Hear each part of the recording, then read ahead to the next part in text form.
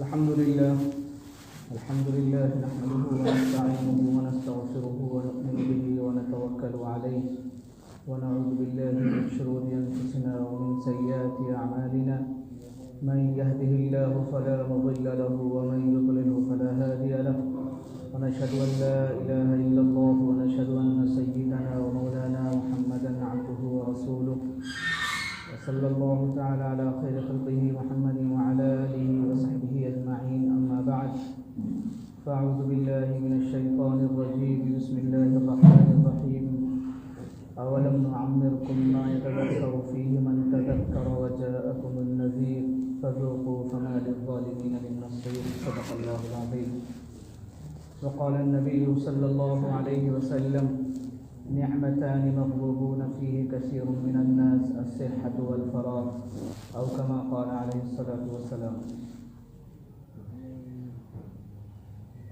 محترم بزرگوں اور دوستوں،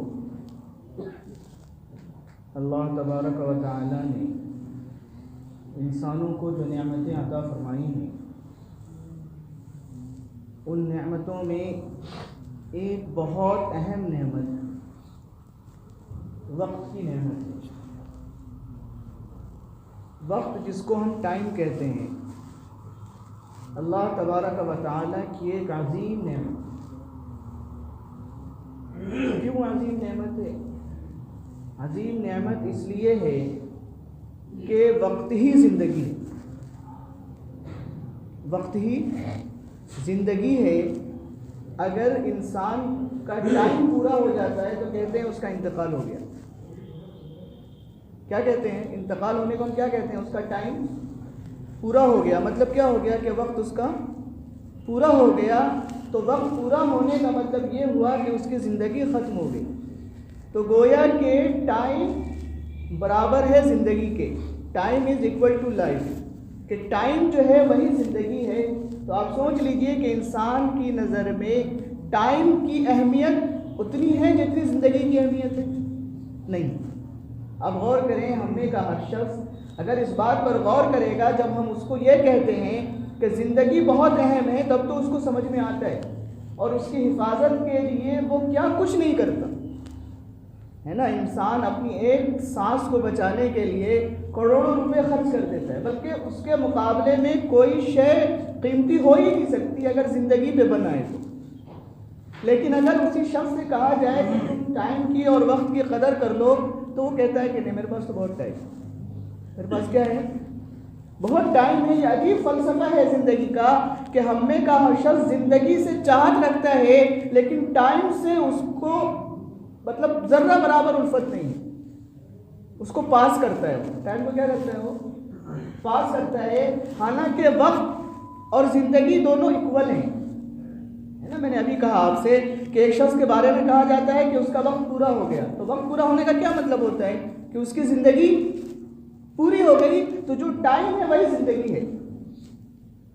اسی لیے ٹائم کی اہمیت کو سمجھنا یہ بہت ضروری ہے. اور ایک عجیب فلسفہ یہ بھی ہے کہ یہ جو وقت ہے، یہ جو ٹائم ہے، ایک اللہ کی ایسی نعمت ہے کہ جس میں اللہ نے ہر شخص کو برابر رکھا ہے. جس میں ہر شخص کو اللہ نے برابر رکھا ہے. مال اور دولت کسی کو کم، کسی کو زیادہ. عقل اور دانائی کسی کو کم، کسی کو زیادہ. بچے اور اولاد کسی کو کم، کسی کو زیادہ. لیکن ٹائم ایسا ہے اور وقت ایسی چیز ہے کہ اللہ نے اس میں کسی میں فرق نہیں رکھا. ہر شخص کو کتنا وقت ملا؟ ہر شخص کو ٹائم برابر ملا. 24 گھنٹے ہر شخص کو کیا ملے؟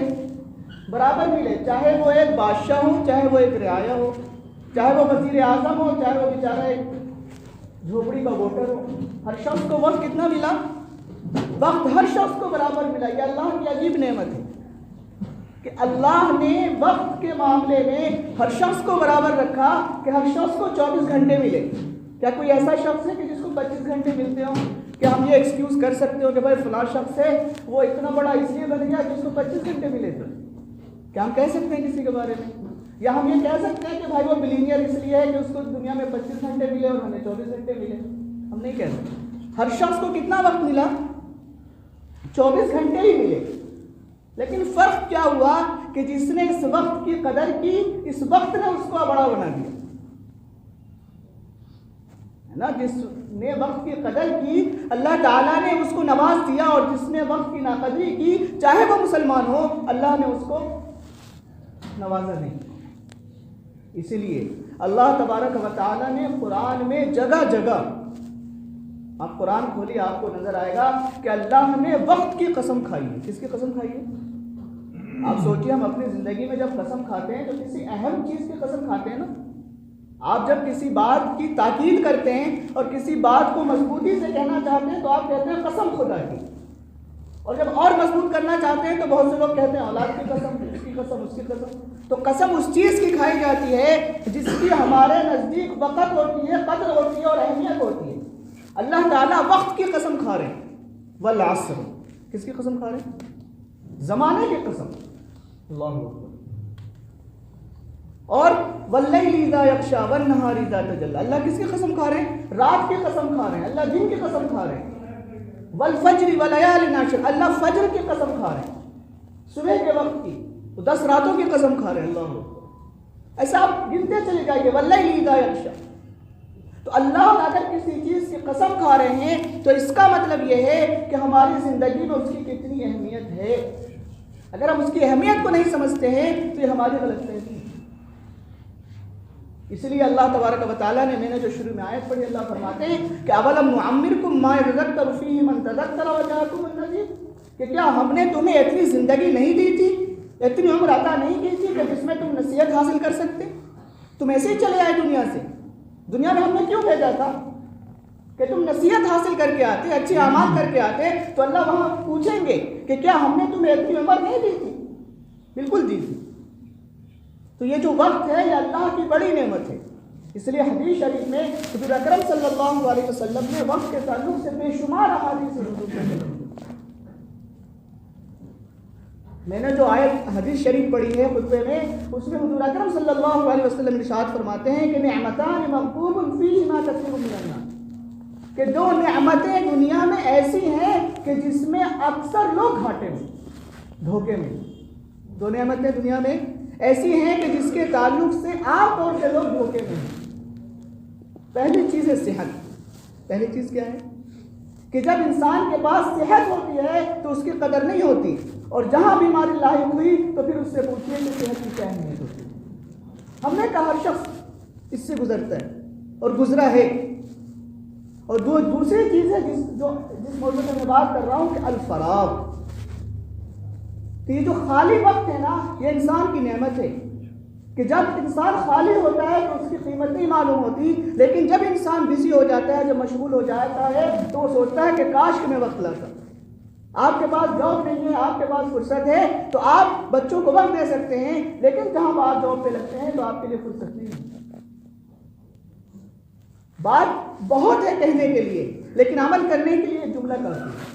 کہنے کے لیے ہزاروں مرتبہ سنتے ہیں ہم، لیکن عمل کرنے سے یہ جملہ کافی ہے نا۔ حدیث شریف میں حضور اکرم صلی اللہ علیہ وسلم نے فرمایا کہ اللہ تبارک و تعالیٰ قیامت کے دن کہ ایک آدمی کا قدم اپنی جگہ سے اس وقت تک نہیں ہٹے گا جب تک کہ وہ 5 سوالوں کے جوابات نہ دے دے۔ قیامت کے دن آدمی کے قدم اس وقت تک نہیں ہٹیں گے جب تک کہ 5 سوالوں کے حتیٰ یسأل عن 5، جب تک کہ وہ 5 سوالوں کے جواب نہ دے دے۔ اس میں سے ایک اہم سوال یہ ہے کہ عن عمرہ فیما افنیٰ، کہ جو تمہیں جو عمر دی تھی اس کو کہاں ضائع کیا؟ تمہیں جو عمر دی تھی اس کو کہاں ضائع کیا؟ اللہ تعالیٰ اس کا سوال کریں گے، اور کیسا سوال ہوگا آپ سوچ لیجیے۔ کہ جس کا اگر حساب لے لیا گیا تو وہ پاس نہیں ہو سکتا، جس کا حساب لے لیا گیا تو وہاں وہ پاس نہیں ہو سکتا۔ تو حضور اکرم صلی اللہ علیہ وسلم نے جگہ جگہ اس کی اہمیت بیان فرمائی ہے۔ کیوں اہمیت بیان فرمائی ہے؟ کہ وہ وقت ہی چیز ہے کہ جس کی قدر کرنے سے انسان آگے بڑھتا ہے اور اپنے نیک اعمال میں آگے بڑھتا ہے، اور جو قدر نہیں کرتا اس کی وقت بھی قدر نہیں کرتا۔ یہ فطری بات ہے۔ ہمارے اکابر نے ایسی وقت کی قدر کی ہے کہ آپ اندازہ نہیں کر سکتے۔ مفتی شفیع صاحب کے بارے میں آتا ہے کہ وہ وقت کی کیسے قدر کرتے تھے کہ ان کو ایک مرتبہ یہ ہوا کہ بھائی ہم لوگ ٹوائلٹ میں جاتے ہیں تو کیا کرتے ہیں؟ وقت کی قدر کی بات بتا رہا ہوں کہ ٹائم کیسے مینج کرتے تھے وہ، تو وہ اس خالی وقت میں لوٹا صاف کر لیا کرتے تھے. کیا کرتے تھے؟ بیٹھے بیٹھے لوٹا صاف کر لیا کرتے تھے. ایک بزرگ کے بارے میں، ایک بڑے عالم کے بارے میں لکھا ہے کہ روٹی کھانا اور چورا کھانا، چورا مطلب ایسی چیز جو گھٹی ہوئی ہو، دونوں کے درمیان جب میں نے فرق کیا تو یہ پایا کہ روٹی کھانے میں اتنا وقت ضائع ہوتا ہے جتنی دیر میں 25 آیتیں لکھ سکتا ہوں. کتنی آیتیں لکھ سکتا ہوں؟ 25 آیتیں لکھ سکتا ہوں. پر زیادہ کیجیے ہم کتنا وقت ضائع کرتے ہیں. بات بہت لمبی ہوگی. خلاصہ یہ ہے کہ ہمارے پاس لاک ڈاؤن آ رہا ہے. کیا آ رہا ہے؟